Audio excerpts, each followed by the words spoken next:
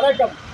பெங்களூர் அமுத சுரபி டாக்டர் எம்ஜிஆர் உதவும் அறக்கட்டளையின் ஏற்பாட்டின் பேரில் 50 ஆண்டுகளுக்கு முன்பு வந்த தமிழகத்தை மட்டுமல்ல கர்நாடகா மாநிலம் முழுக்க அசத்திய வண்ண திரைப்படம் மக்கள் திலகம் எம்ஜிஆர் அவர்களின் நினைத்ததை முடிப்பவன் திரைப்படம். இந்த திரைப்படம் வெளியாகி 50 ஆண்டுகளை கடந்திருக்கிறது. மீண்டும் பெங்களூரில் கடந்த மாதம் முதல் மறு வெளியீடாக இன்று சாரதா திரையரங்கில் தினசரி 2 காட்சிகளாக இன்று வெளியிடப்பட்டிருக்கிறது. இந்த நன்னாளில் எம்ஜிஆருடைய திருப்பெயர் ஓங்கி ஒலிக்கும் வகையில் ரத்ததான முகாம், இலவச சேலை வழங்கும் நிகழ்வு, இனிப்பு வழங்கும் நிகழ்வு என அமர்த்தப்படுகிறது சாரதா திரையரங்கு.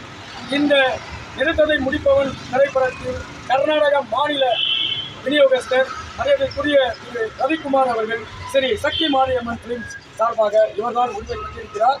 இவர்களிடமிருந்து ஒரு வார காலத்திற்கு இந்த திரைப்படத்தை இந்த திரையரங்கில் வெளியிடும் பாக்கியத்தை அமுத சுரபி டாக்டர் எம்ஜிஆர் உதவும் அறக்கட்டளை பெற்றிருக்கிறது.